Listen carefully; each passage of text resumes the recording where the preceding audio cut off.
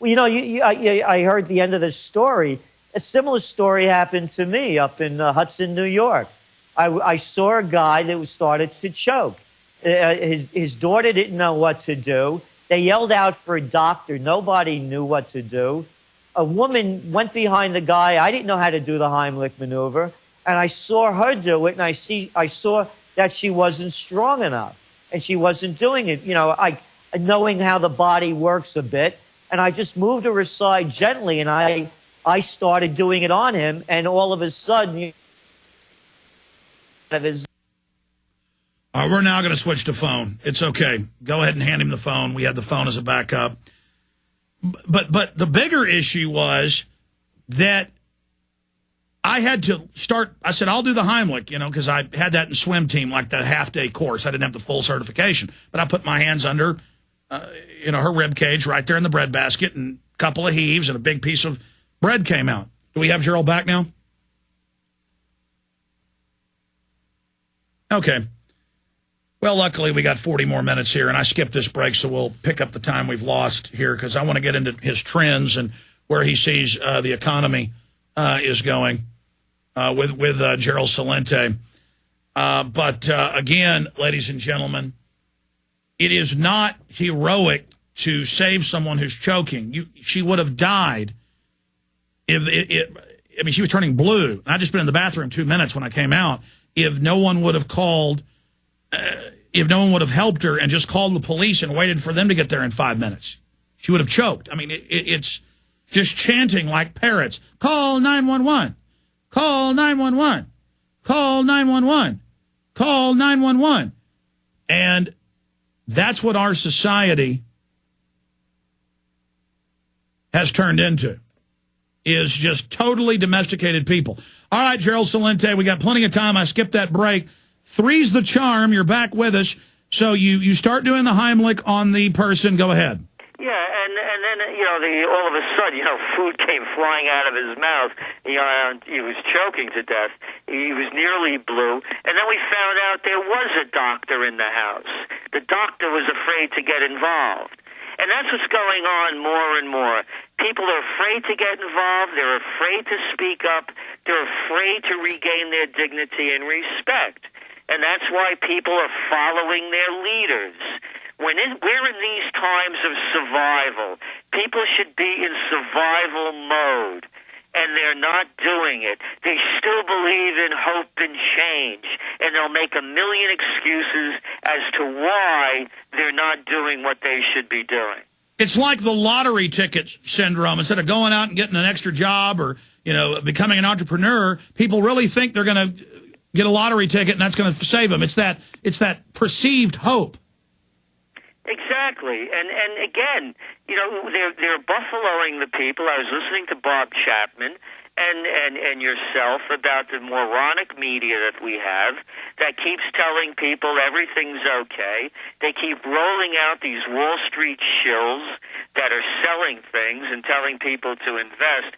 I mean, you have to be out of your mind, I believe, to put a penny into the equity markets.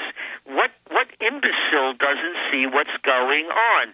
Black pools, high-frequency trading, insider trading, Madoffs and ripoffs. Any rookie out there that thinks that they have a shot in this game is like the person that's playing the lottery, thinking if you're in it, you could win it. The only group winning is the casino.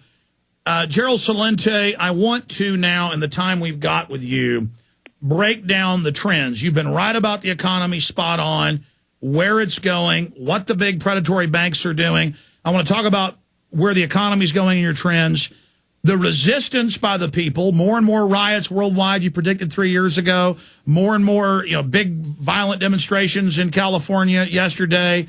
More people lose everything. They lose it, as you say. Shootings going on, people flying airplanes into buildings, whether it's staged or not, stuff is starting to get crazy.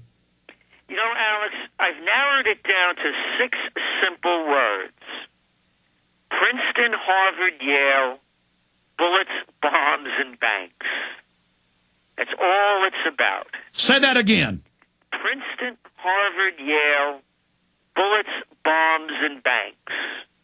That's the whole game wrapped up in 6 simple words. And they're robbing us blind, and they're sending us to our death.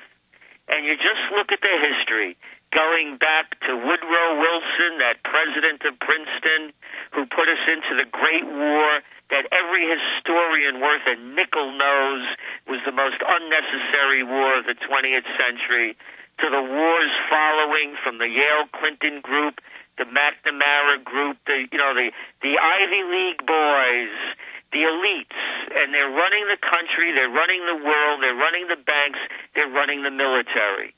And so what's going on now is they're just trying to keep this game afloat, and it's a worldwide game.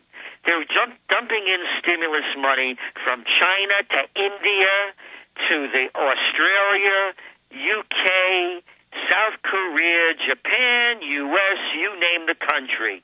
All they're doing is printing fiat money to keep the Ponzi scheme going. Excuse me, Ponzi was a piker. Let's call it a Madoff scheme to keep it going.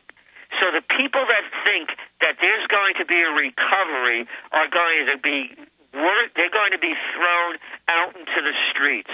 The real estate market is not recovering. The unemployment numbers came out today. They're applauding that they weren't as high as they believed they were going to be or predicted they were going to be. We have to create 1.5 million jobs a year just to stay even, and they're jumping up like trained seals, clapping their hands, saying it wasn't as bad as they thought it was. Jobs are not being created. They're being lost. We're going to see the crash of 2010. Greece is the canary in the economic mine shaft, and they're only the small player in it. Everyone's yelling about Greece. Oh, their GDP is 13%. Excuse me, their budget deficit is 13% of their GDP. It's only supposed to be 3% according to the European Monetary Union. Hey, what is it in England? Oh, about 13% of budget deficit to GDP. And what is it in the United States? Oh, about 11% of budget deficit to GDP. This is a global sovereign debt crisis that's not going to end. And our greatest fear, Alex, is when all else fails, Princeton, Harvard, Yale, bullets, bombs, and banks. Absolutely. What's the word on war from your research? It looks like an Iran attack is moving towards the front burner again. It is, and they keep pushing it out there and pushing it out there. And we've said this over and over again. If anybody invades Iran, it's the beginning of World War III. These are the Persians. Like them or not, whatever your agenda ideology is, put it on the shelf, folks. The Iranians fought the Iraqis for 8 years. Remember Donald Rumsfeld giving Saddam Hussein those golden spurs to keep riding that war further and further into Iran that the United States was a proxy in? Well, the Iranians didn't give up 1 inch of territory, lost nearly 1 million people, and they're not going to go down if Israel or the United States attacks. And now they've got 20 times the weapons that they did before. Exactly. So that's what we're concerned about. Unbelievable. Oh, by the way, we're also concerned now about another blow-up in the Middle East with Israel and the Palestinians. There is no peace plan. The conditions are worsening in the occupied territories. The Israelis are continuing to take more and more Palestinian property, and now there's talk about demolishing more homes. There is no freeze on settlements, so we're concerned also that something might happen there that will spill over into Lebanon, even possibly Syria, and spread throughout the Middle East. These are all probabilities that are growing concerns. Shifting gears to domestically, taxes on food, multiple states every week are passing laws. It's come out in New Mexico, New York, that of course there are quotas, and they're raising them to arrest people, to give tickets, even innocent people. Meanwhile, illegal aliens have been told they're above the law in 800-plus sanctuary cities. You've got the health care plan saying it's going to seize unions' money. They're talking about the banks are saying we may hold your money for 7 days. Your money markets aren't insured. The looting going on. What is the elite thinking, and what are the people going to do? 3 years ago, you predicted the Tea Parties. Now, where do you predict all that's going? We'll talk to Gerald Celente, top trends forecaster, straight ahead.